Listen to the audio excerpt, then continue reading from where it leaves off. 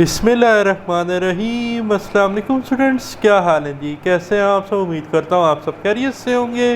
Students, मैं हूँ मोहम्मद इब्राहीम, आपके चैनल डायमेंशनल फिज़िक्स से। और प्यारे स्टूडेंट्स, आज हम डिस्कस करने वाले हैं क्लास 10th फिज़िक्स स्पेक्ट्रा की बेटा, जो आपकी न्यू बुक आई है जी, चैप्टर नंबर 10। स्टूडेंट्स, हम डिस्कस कर रहे थे थर्मल फिज़िक्स। और बेटा आज का हमारा टॉपिक है लैटिन हीट। बेटा आज हम दो तरह की लैटिन हीट को डिस्कस करने जा रहे हैं। लैटिन हीट ऑफ फिजन, जिसे हम लैटिन हीट ऑफ मेल्टिंग भी कहते हैं, and latent heat of vaporisation. ठीक है जी। देखिए, हमने जो है ना change in state of matter का एक टॉपिक पढ़ा था, जिसमें हमने मैटर की 3 स्टेट्स को चेंज होते हुए देखा। सॉलिड से लिक्विड बना, लिक्विड से गैस बनी। ठीक है।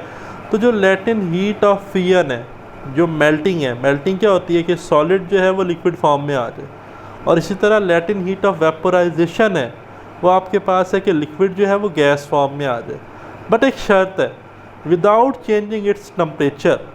ठीक है। हमने इस तरह से हीट ऐड करनी है, ठीक है, कि वो हीट जो है वो ऑर्डर स्ट्रक्चर के मालिक्यूल्स को ब्रेक करे, उसे डिसऑर्डर स्ट्रक्चर में लाए। सॉलिड है तो लिक्विड में लाए, लिक्विड है तो गैस में लाए, लेकिन उसका टेम्परेचर बढ़ाए ना, टेम्परेचर कांस्टेंट रखे। तो इस तरह की जो हीट है ना, उसे हम कहते हैं लैटिन हीट। ठीक है। अब इसको हमने समझना है, इसकी एक एक्टिविटी भी दी गई है बीकर वाली, वो भी हम पढ़ेंगे, समझेंगे। पेपर में आपके ये बेटा एग्ज़ाम पॉइंट ऑफ व्यू में MCQs, short question as well as long question, तीनों डिपार्टमेंट वाइज इंपॉर्टेंट है। बट आपने इसको शॉर्ट और लॉन्ग के लिए अच्छे से समझना है। हाँ, इसमें MCQs भी हैं, like latent heat of fusion and vaporisation जो है वो आइस की कितनी होती है। ठीक है, तो आपसे पूछा जा सकता है। तो खैर, टॉपिक है जी लैटिन हीट। सबसे पहले बेटा डेफिनेशन मार्क कर ले।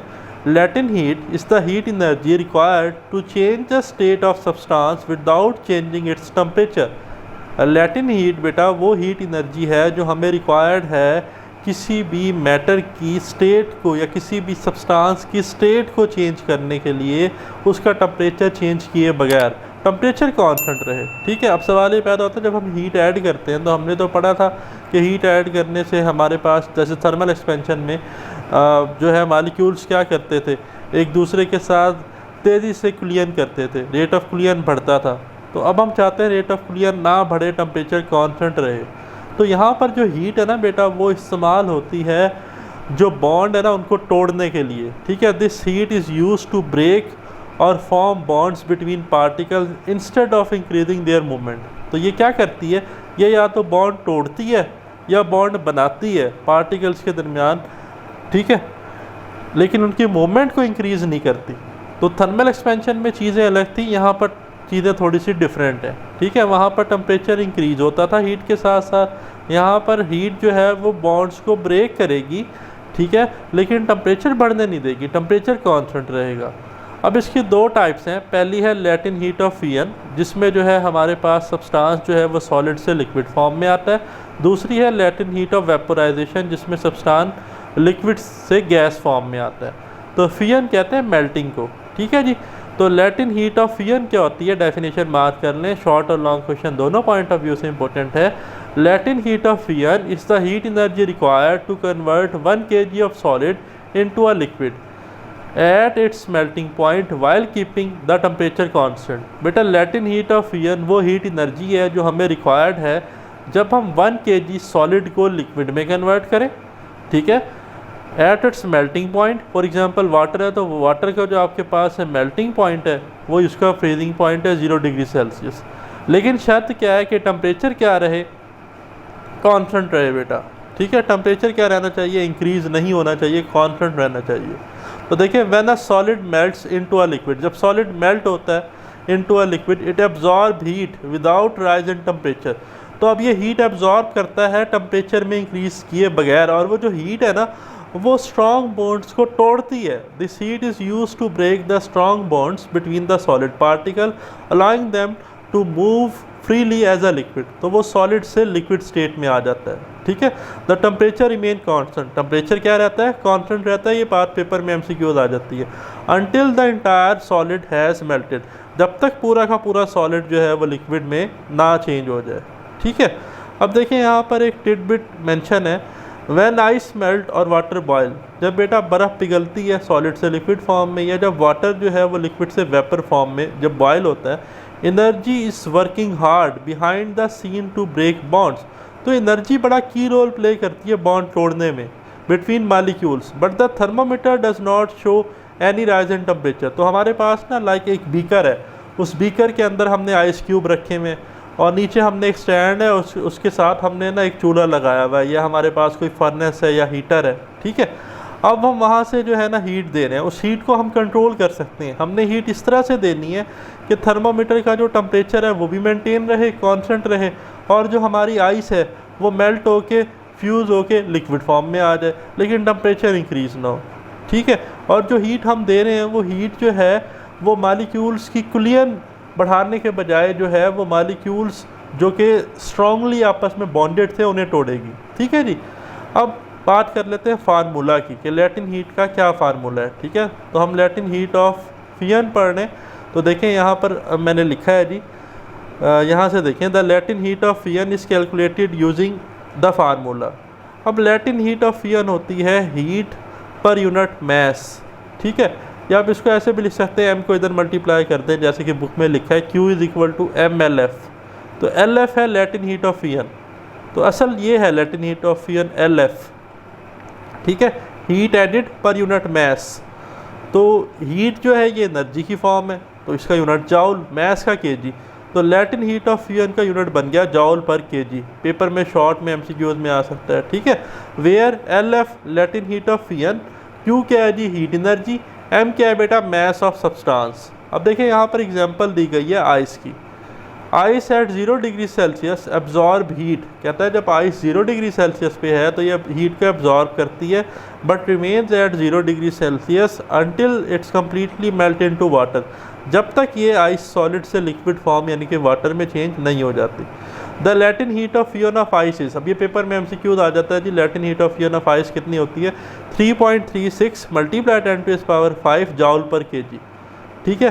तो इसका मतलब क्या है कि बेटा इतनी एनर्जी जो है ना वो हमें चाहिए, कितनी, 3.36 मल्टीप्लाई 10⁻⁵ जाउल्स टू हीट, ठीक है, is needed to melt 1 kg of ice. कितनी एनर्जी चाहिए, इतनी एनर्जी चाहिए 1 kg ऑफ आइस को जो है मेल्ट करने के लिए, फ्यूज़ करने के लिए, ठीक है, into water at 0 degree Celsius, temperature को चेंज किए बगैर। अब बेटा ये जो मैंने बात की थी ना आपसे एक्सपेरिमेंट की, जो एक्सपेरिमेंट नंबर 1 है, इसको पढ़ते बाद में पहले आप देखेंगे एक बीकर है, इस बीकर में ना हमारे पास बेटे आइस क्यूब है, ठीक है, अभी ये सॉलिड फॉर्म में है, और साथ ही हमने इस बीकर में एक थर्मोमीटर रखा हुआ है टेम्परेचर मेजर करने के लिए। ये नीचे एक स्टैंड है बेटा, और इस स्टैंड के साथ ही हमने जो है ना एक स्टोव, एक चूल्हा है जहाँ से हीट आ रही है, ठीक है। अब जो ही हम जो है ना इस फर्नेस को, इस हीटर को हम कंट्रोल कर सकते हैं अपनी मर्ज़ी से। हम इस ये जो आग निकल रही है इसको कम भी कर सकते हैं, चूल्हे को तेज़ भी कर सकते हैं, ठीक है। अब ये जो आइस है ना, हमने इसको क्या करना है बेटा, फ्यूज़ मेल्ट। अब हम यहाँ से हीट देंगे, जो ही टेम्परेचर बढ़ने लगेगा थर्मोमीटर में हम हीट कम कर देंगे, मतलब हम कंट्रोल कर सकते हैं इसको। हम इस तरह से इसको हीट देंगे कि ये टेम्परेचर कांस्टेंट रहे, थर्मोमीटर जो है ना वो 0 डिग्री सेल्सियस पर ही रहे। तो जब ये 0 डिग्री सेल्सियस पर ही रहेगा तो ये आइस सब जो है ना वो मेल्ट होना शुरू हो जाएगी लिक्विड में।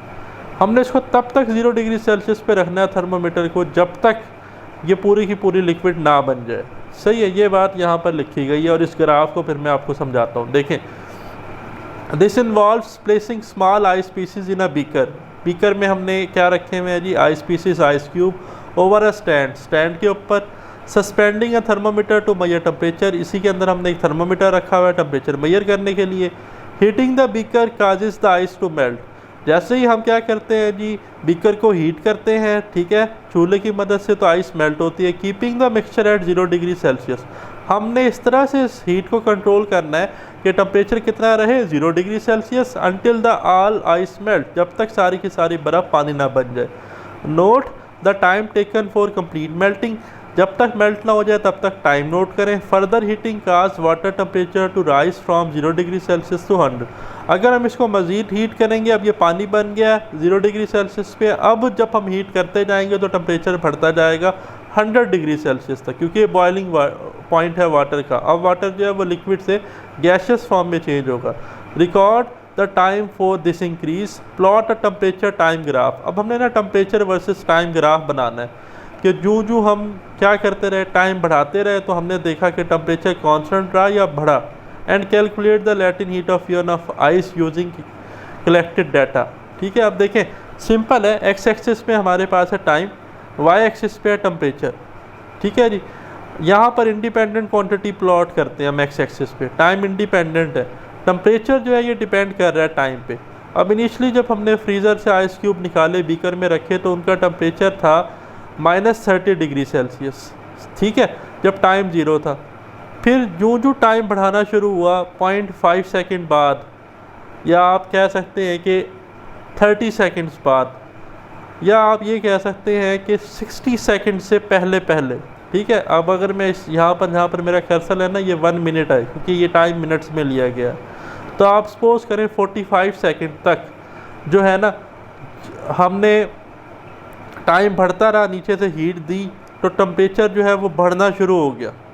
कहाँ तक बढ़ा? 45 सेकंड तक। ठीक है, -30 से 45 सेकंड में 0 डिग्री सेल्सियस आ गया। अब हमने टेम्परेचर को मेंटेन रखना है। अब देखिए हम हीट देते जा रहे हैं, टाइम बढ़ता जा रहा है।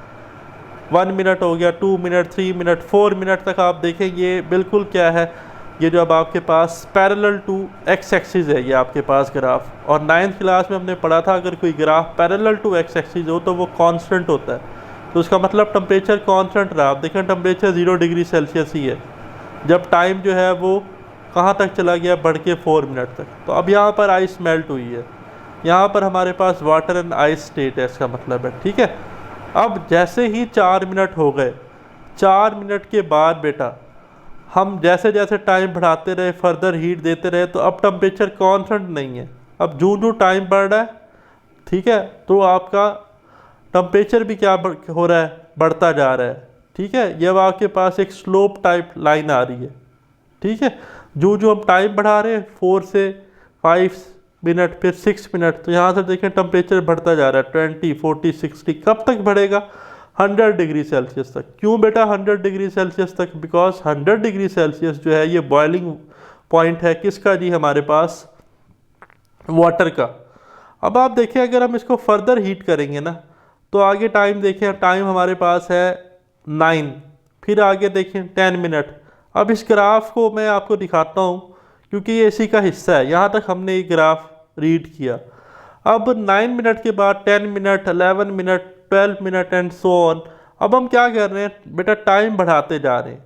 जब हम टाइम बढ़ाते जा रहे हैं तो आप ऑब्जर्व करें कि अब 100 डिग्री सेल्सियस पर भी टेम्परेचर नहीं बढ़ रहा। देखिए कहाँ तक, तकरीबन आपके पास 33 मिनट्स तक जो है वाटर जो है वो 100 डिग्री सेल्सियस पर ही रहा, और वो वाटर बॉयल होना शुरू हो गया, मतलब वो लिक्विड से वेपर फेस में आना शुरू हो गया स्टीम की फॉर्म में। तो ये वाटर एंड स्टीम स्टेट है।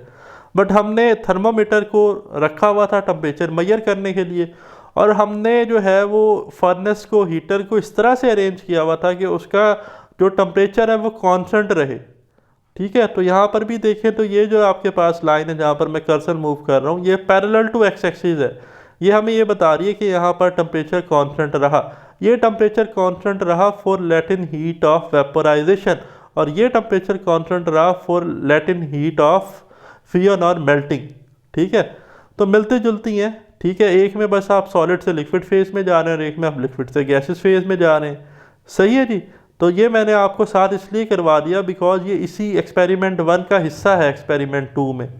ठीक है, तो ये भी हो गया जी।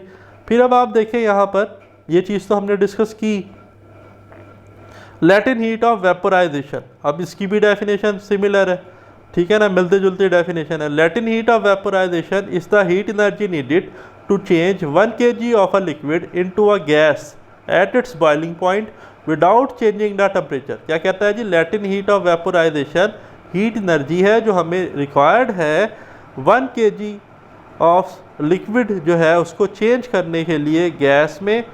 उसका बॉइलिंग पॉइंट जो है वो आपको पता है, अगर वाटर है तो 100 डिग्री सेल्सियस है, विदाउट चेंजिंग इट्स टेम्परेचर, उसका टेम्परेचर चेंज किए बगैर।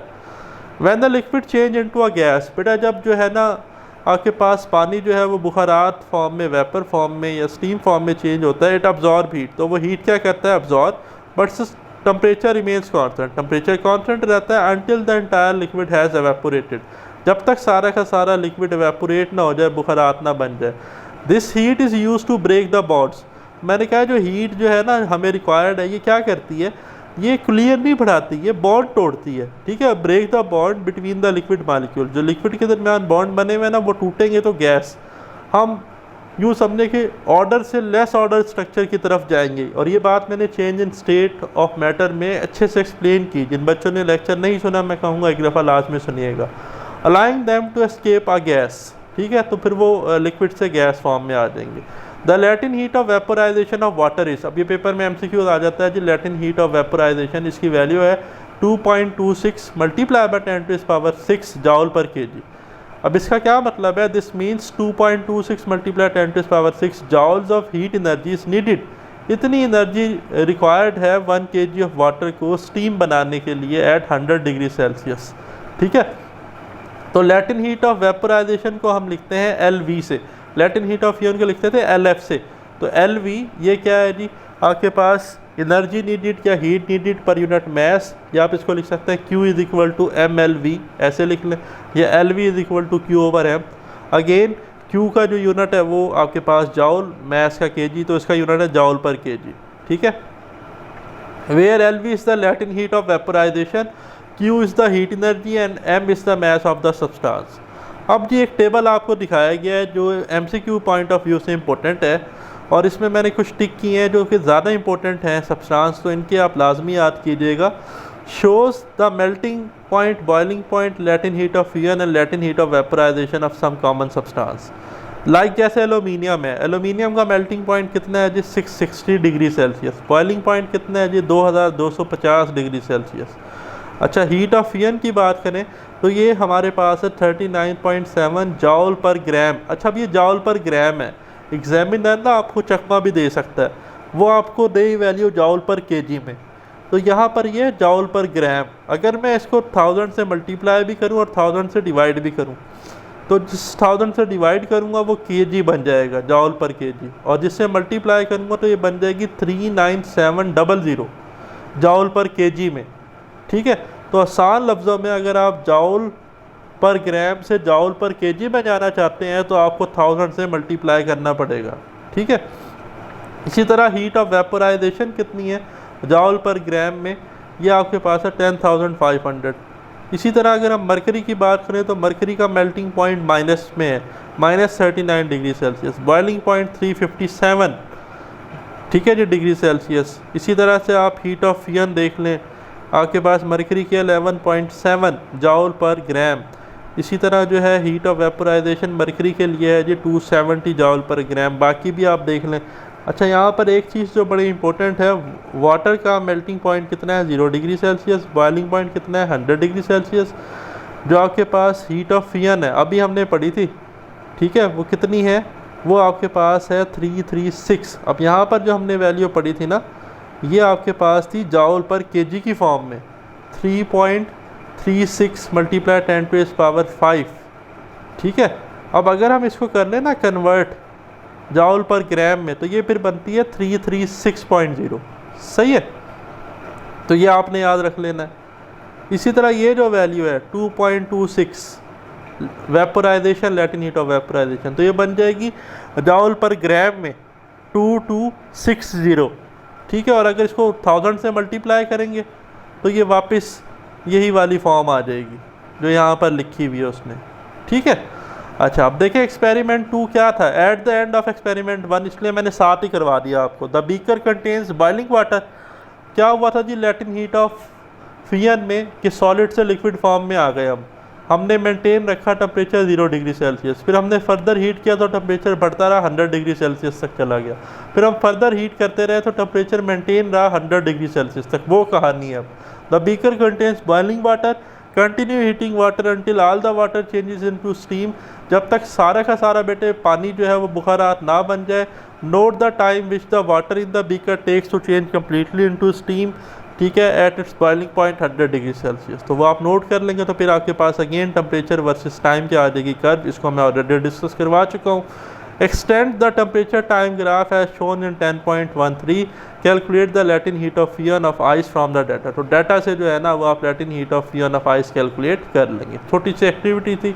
तो ये था बेटा आज का हमारा लेक्चर पसंद आया तो बेल आइकन को लाजमी प्रेस कीजिएगा। अगर कोई क्वेश्चन है तो कमेंट्स में लाजमी डिस्कस कीजिएगा।